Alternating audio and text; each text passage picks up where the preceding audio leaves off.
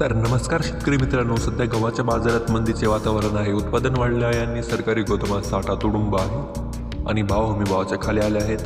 अशा वेळी नेमकं काय करावं, तेजीची वाट पाहावी की माल विकावा? गव्हाच्या बाजाराचं हे गणित सोप्या भाषेत समजून घेऊयात.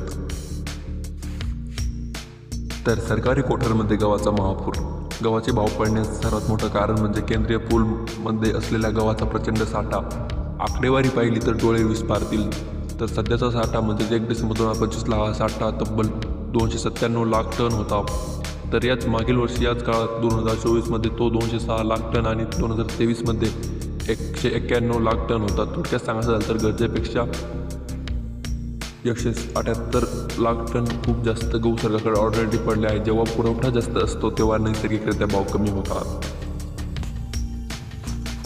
दुसरा मुद्दा म्हणजेच यावर्षी बंपर उत्पादनाची शक्यता.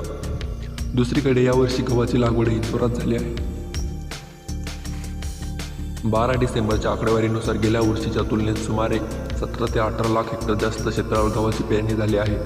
गेल्या वर्षी 1130 लाख टन उत्पादन झालं होतं, पण यावर्षी हवामान आणि लागवड पाहता उत्पादन